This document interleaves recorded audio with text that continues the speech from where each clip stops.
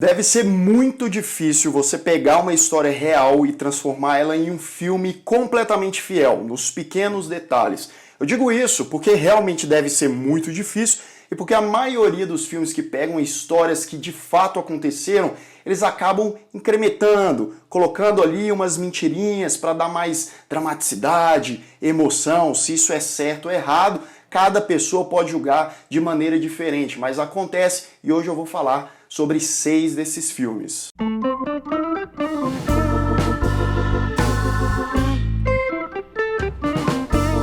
On my blanket. I'm gonna get grease on my blanket. Sejam todos muito bem-vindos a mais um Refúgio Cult, meus amigos, e vamos falar desses filmes que mentiram várias vezes em um filme só, mesmo sendo inspirados em uma história real. Aí chega aquele momento que a gente fala assim, mas é inspirado na história real. Sim, mas aquela história aconteceu. E aí, para dar uma dramaticidade, né, uma emocionada, quem sabe um apelo para ganhar prêmios. E é muito engraçado porque todos esses 6 filmes foram premiados, foram filmes relevantes para o Oscar. Parece que o Oscar gosta aí de um filme que conta aí umas balelas. Aí, claro, tem aqueles filmes que é bem feito e tal, todos os filmes aqui eu acho legais. Então esses filmes que eu tô listando aqui não quer dizer que são filmes ruins e tal, não. Mas aí também tem aquele lado sensacionalista. Será que é realmente correto a gente pegar uma história e transformar, muitas vezes transformar até o sentido daquela história e o que realmente aconteceu naquela época? Bem, você pode falar aqui nos comentários o que você acha disso. Eu recebi uma nova caixa da Clube Box com a temática Histórias Reais, que é a caixa de número 31, vou mostrar ela rapidinho para vocês, e também por conta do Oscar, porque 2 dos filmes mais premiados dessa edição também estão nessa lista aqui. Primeiro que essa caixa veio muito recheada, bastante coisa interessante, a começar por esse filme Deuses e Monstros, com Ian McKellen, Brendan Fraser. Confesso que eu ainda não assisti esse filme, essa é a oportunidade perfeita para eu assistir. E veio um segundo filme nessa caixa, dessa vez Um Sonho Possível, de 2009, filme que deu o prêmio de melhor atriz para Sandra Bullock, e esse filme aqui vai estar nessa lista de hoje. E olha só, veio esse livro muito legal, A Revolução no Rock, o Sgt. Pepper's Lonely Hearts Club Band, que é aí um dos álbuns mais icônicos da história do rock, um álbum que marcou muito a carreira dos Beatles, e aqui eles aparentemente falam muito da relevância desse álbum. Veio também o livro Boca de Cachorro Louco, um livrinho pequeno, bonitinho, vou ler com certeza, da K. Dantas. Vieram 2 CDs também dessa vez, o primeiro Lone Wolf, do Roberto Lessa, olha só que legal a capa, e o Caixeiros Viajantes, Luzes da Cidade, vou dar um confere nos 2 álbuns também. E por último, mas não menos importante, a nossa famigerada camiseta, olha só que legal essa haste com o nosso queridíssimo Leonardo DiCaprio, que inclusive vai estar nessa lista aqui em 2 ocasiões, porque o Leonardo DiCaprio interpretou vários personagens que existiram na vida real. Então, mais uma vez, muito obrigado pessoal da Clube Box. Se você ainda não conhece, quer saber das novidades deles lá, acesse o site que tá aqui na descrição, esse que tá aparecendo aqui. Eles estão com um tema muito legal agora para a nova caixa, que é Amaldiçoados aí, com filmes de terror. Então, se você gosta dessa vibe, vai lá conhecer. E o primeiro da lista, o mais recente ganhador do Oscar de melhor filme, Green Book, que ganhou aí o subtítulo aqui no Brasil de O Guia. Concordo com a premiação de melhor filme? Não, acho que tinha pelo menos uns 4 filmes ali que mereciam mais do que Green Book, em aspectos de produção, direção, roteiro, em vários aspectos. Acho Green Book um filme ruim? Não. Acho um filme legal, tem os seus problemas, principalmente se tratando de algumas mentirinhas aí que eles colocaram no roteiro, e a gente vai discutir um pouco mais sobre elas, mas concordo plenamente quando eles premiaram o Mahershala Ali por melhor ator coadjuvante. O cara manda muito bem no filme, é um ator muito competente, assim como o Viggo Mortensen, que também tá muito bem. Na história que se passa em 1962, a gente segue o Tony Lip, que é um cara fanfarrão e tal, que tá precisando de emprego, não é muito confiável, e ele acaba conseguindo um emprego de motorista de um pianista genial, o Don Shirley. Eles iam passar 8 semanas ali viajando por várias cidades, várias regiões dos Estados Unidos para uma turnê desse pianista, do Don Shirley. Só um parênteses aqui que é bom lembrar, eu vou deixar na descrição a lista de todos os filmes que eu mencionar com o tempo que vai começar. Caso você queira pular um desses filmes, pule, porque eu vou falar alguns spoilers, vou precisar falar por conta dessas mentirinhas. Então a gente acompanha a relação desses dois personagens que são pessoas completamente diferentes, né? O Tony Lip, ele tem os seus preconceitos, é uma pessoa difícil de lidar. O Don Shirley também é um cara extremamente requintado, não é de abaixar a cabeça.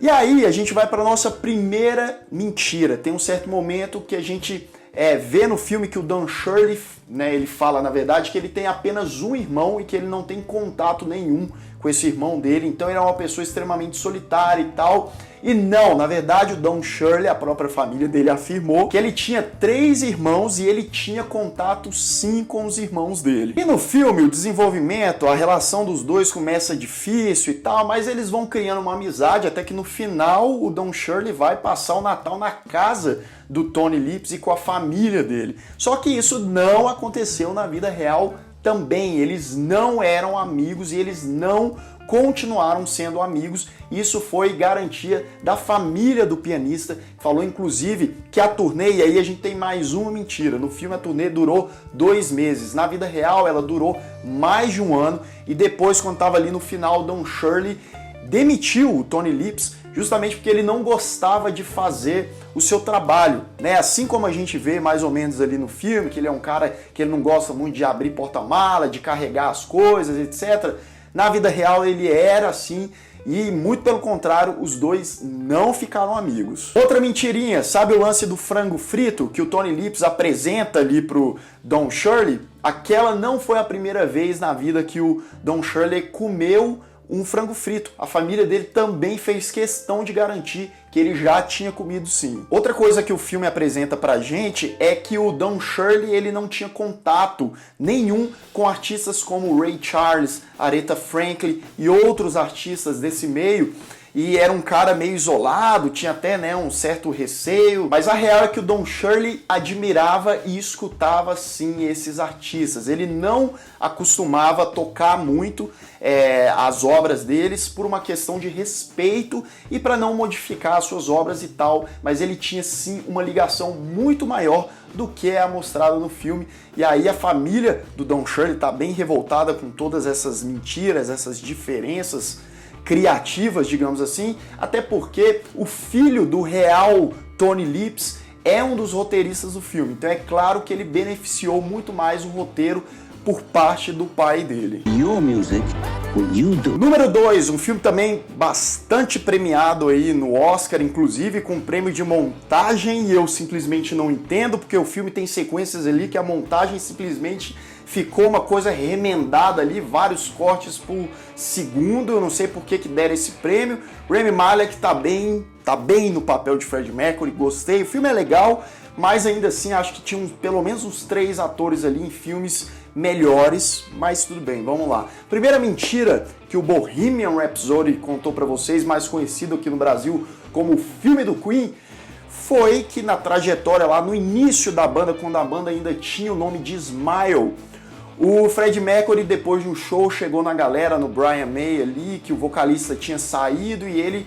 né, falou, por que eu não posso entrar na banda assim, meio que de supetão, uma coisa meio espontânea? Na vida real não foi bem assim. O Freddie Mercury já acompanhava a banda Smile há algum tempo, inclusive conhecia já o vocalista, e aí ele acompanhava nos shows, nos ensaios e tal, e no momento que o vocalista saiu, ele acabou integrando a banda, então foi um processo um pouco mais longo. No filme também tem aquele executivo da EMI lá, o Ray Foster, interpretado pelo ator Mike Myers, que está irreconhecível naquela maquiagem, cabeleira. Ele não existiu na vida real, ele foi inspirado em um executivo daquela época da gravadora, mas o Ray Foster em si, que não gostou da duração da música Bohemian Rhapsody não existiu na vida real. A terceira mentira que eles contaram em Bohemian Rhapsody, para mim a mais cabeluda de todas, é que o Freddie Mercury em 1983 se separou do Queen, e isso nunca aconteceu porque o Queen nunca se separou. Eles deram um tempinho ali depois de 10 anos consecutivos gravando um álbum, indo pra turnê, gravando álbum, porque cansa, ficaram ali alguns meses tranquilos. Porém, em 1983, eles gravaram o álbum The Works, inclusive fizeram shows para esse álbum, que a gente leva para a próxima mentira que eu vou chegar daqui a pouco, mas no filme eles contam que a banda se separou porque o Fred recebeu uma proposta de gravar um álbum solo. Ele teria recebido 4 milhões de dólares, mas isso não aconteceu, a banda não se separou e ainda gravaram um álbum naquele ano. E aí, com esse lance da separação que eles fizeram lá no filme e tal, tava todo mundo afastado do Fred, ninguém queria saber do cara mais. Tem o lance do Live Aid, que aconteceu em 1985, que no filme foi a volta do Queen, que eles estavam lá amargurados com o Fred e tal, e foi o grande retorno. Inclusive eles contaram ali, o Fred Mercury contou bem antes do Live Aid que ele estava doente, era HIV positivo, e não, o Queen, ele fez alguns shows ali antes do Live Aid, inclusive para promover o álbum The Works, sem contar que o filme dá a entender ali que o Live Aid foi a cartada final do Queen, que a banda meio que ia acabar ali depois, e não foi verdade. Queen, pelos próximos anos, até em 1991, um pouco antes da morte do Freddie Mercury, ainda fazia shows, não naquela intensidade toda, mas a banda continuou firme a partir dali também. Número 3, um filmaço, gosto muito, de 2015, também foi muito premiado no Oscar. Eu tô falando de The Revenant, ou O Regresso, filme que finalmente deu o Oscar de melhor ator para o nosso queridíssimo Leonardo DiCaprio. O papel que ele faz aqui é de uma pessoa que viveu na vida real? Sim, o Hugh Glass existiu.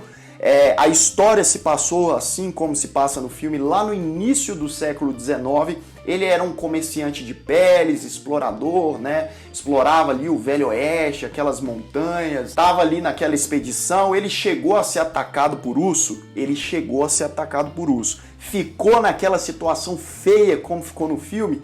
Não chegou aquilo tudo, até aí tudo bem. A maior mentira desse filme é que o Hugh Glass na vida real, ele não tinha filho. Aí você se pergunta, ué, mas e a história de vingança? Porque no filme, o John Fitzgerald lá, que é interpretado pelo Tom Hardy, ele mata o filho do Hugh Glass. E aí, não só o Hugh Glass vai atrás dele porque ele abandonou ele lá pra morte, como também porque ele matou o filho dele. Só que na vida real, o cara não tinha filho. No filme, claro que para dar aquela condensada maravilhosa na trama, o Hugh Glass passa ali por maus bocados, até chegar no John Fitzgerald lá no final, e eles terem um confronto ali épico ali, uma batalha de vida ou morte. Só que na vida real não foi tão emocionante assim não, meus amigos, porque ele não chegou a encontrar o John Fitzgerald. Principalmente porque o Fitzgerald, ele entrou pro exército e aí ficou difícil pro Hugh Glass ter contato com o cara. Ele acabou perdoando, esquecendo aí essa vingança inicial e indo viver a vida dele, mas não rolou esse confronto no fim das contas. Bem, número 4, também protagonizado pelo nosso queridíssimo Leonardo DiCaprio, também com Kate Winslet no elenco, é o clássico Titanic de 1997, também premiadíssimo pro Oscar. Você vê aí que o Oscar gosta do filminho que inventa, que condensa ali, bota umas mentirinhas para dar aquela dramaticidade, hein? Porque Titanic também tem várias delas. Começar que o Jack e a Rose, provavelmente você sabia disso, mas eles não foram personagens reais. Eles não existiram, não estavam no navio, eles foram criados pelos roteiristas. E o engraçado é que o mais improvável aconteceu na vida real. Sabe aquela banda que no filme, durante o naufrágio, tá tocando ali e tal? Pois é, na vida real eles realmente tocaram. O navio tava lá afundando e os caras estavam tocando, e várias vítimas ali que sobreviveram, eles relataram isso aí depois, mas a banda acabou morrendo, infelizmente. Outra mentirinha deslavada, sabe o Capitão Smith, né, o capitão do navio e tal? No filme eles dão um cara como um herói, um cara que ficou até o final, que na verdade era responsável, não sei o quê. Mas na vida real os relatos são que o Capitão Smith, ele era um verdadeiro irresponsável e o cara... Primeiro, porque ele desconsiderou várias vezes a tripulação do navio, avisou pro cara, ó, tem umas geleiras aí na frente, é melhor diminuir, né, a velocidade do navio e tal, e o cara continuou, ele não deu atenção aos avisos. E aí foi lá, o que aconteceu? Bateram no iceberg e para piorar, sabe aqueles barquinhos que salvaram as vítimas e tal? Ele mandou vários daqueles barquinhos com a metade da capacidade, ou seja, cabiam 40 pessoas, quando dava 20 ele falava, desce logo e tal. Então, muitas outras pessoas poderiam ser salvas. Lembrando que mais de 1.500 pessoas morreram nesse acidente, para você ver. E teve um personagem lá que era um empresário, ricaço, o J. Bruce Ismay, que no filme ele é retratado como um covarde, um cara que passou na frente de crianças, de mulheres, e foi lá para os barquinhos e se salvou. Mas, de acordo com vários relatos, que esse cara ajudou muitas mulheres e crianças a se salvarem, a entrarem nos barcos antes dele mesmo entrar. Então não se sabe o porquê que os produtores do filme escolheram botar o cara como um vilão. E o quinto da nossa lista também estava onde? Claro, estava no Oscar, foi o filme que premiou a Sandra Bullock com o prêmio de melhor atriz. Eu tô falando de Um Sonho Possível, de 2009, que ele conta ali a história do jogador de futebol americano Michael Oher, que inclusive hoje em dia se diz não gostar do filme de jeito nenhum. Inclusive ele falou que aquele lá que eles retrataram, na verdade, não é ele, porque muita coisa não se parece, incluindo que no filme eles retratam o Michael como sendo aquele grandalhão e tal, e um rapaz nada esperto, muito pelo contrário, até meio que desprovido de inteligência, né, bobão e tal.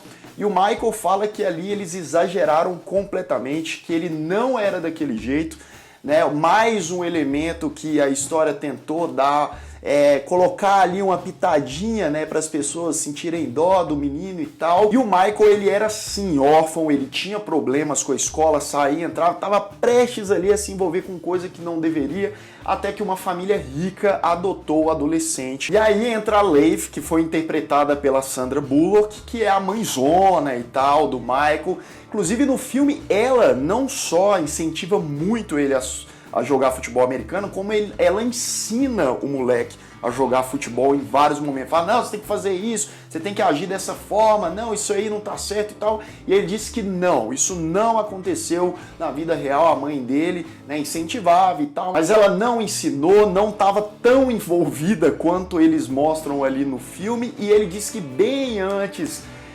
dele ser adotado, ele já se interessava por futebol, ele já estudava, e não foi depois que ele foi adotado que a mãe dele adotiva plantou essa semente na cabeça dele e falou, ah, é mesmo, vou jogar futebol. Não, ele disse que a vontade e o estudo dele com futebol americano veio bem antes. This team is your family, Michael. E o último da nossa lista, que também estava no Oscar, o filme foi premiadíssimo, inclusive ganhou o Oscar de melhor filme. Eu tô falando de Uma Mente Brilhante, um filme legal e tal, de 2001, do Ron Howard. Mas esse filme também tem várias mentirinhas ali no meio dele. Ele conta a história de um matemático brilhante, né, que existiu na vida real, o John Nash, vencedor do Nobel. Para quem não sabe da história ou não assistiu o filme, o John Nash, tanto na vida real quanto no filme, ele lutava contra a esquizofrenia. E ele chegou no filme a trabalhar em um laboratório Wheeler, lá no MIT, que é o Instituto de Tecnologia de Massachusetts, muito conceituado, conhecido, só que ele não trabalhou na vida real nesse tal de laboratório Wheeler, até porque o laboratório nunca existiu. Ele chegou a trabalhar depois ali no MIT mas em outra função, em outro departamento. No filme também mostra que o John Nash tem a sua esposa, o seu filho, né, que eles sofriam ali juntos, eles eram unidos até o final e realmente ele teve uma esposa e um filho, só que diferentemente do filme, na vida real, ele abandonou a esposa com o seu filho. Ele simplesmente largou a mulher, abandonou e não é tão romântico assim como mostrava no filme, não. E no finalzinho do filme, Nash já tá mais velho e tal, e ele vai receber o prêmio Nobel. Então ele faz um discurso bonito, agradecendo pessoas, a esposa dele tá lá assistindo toda emocionada, é uma cena bonita, né, as palavras que ele usa, só que tem um pequeno detalhe, na vida real o Nash ele não fez esse discurso, ele não foi lá receber o prêmio Nobel e não falou todas aquelas palavras bonitas, emocionantes, isso aí foi criação, invenção do filme mesmo. Of his generation. Bem, então é isso, meus amigos, só para vocês terem uma noção que muito filme conhecido, premiado, mesmo sendo baseados em histórias que de fato aconteceram, ainda assim tem aquela criatividade hollywoodiana, né, para dar aquela dramaticidade. Agora eu quero saber de você. É tudo bem, ok, dar uma inventadinha, contar umas mentirinhas ali para deixar o negócio mais bonito, mais dramático ou não? Você acha que é errado, é sensacionalista, é só para chamar a atenção? Deixa aqui nos comentários também outros filmes parecidos que também contaram umas mentirinhas e o que você acha desses filmes que eu citei aqui hoje. Se você ainda não é inscrito aqui no canal, se inscreva aqui embaixo, clique no sininho para receber as notificações e deixe o seu like que também ajuda muito o Refúgio. Vou ficando por aqui, um grande abraço e até mais.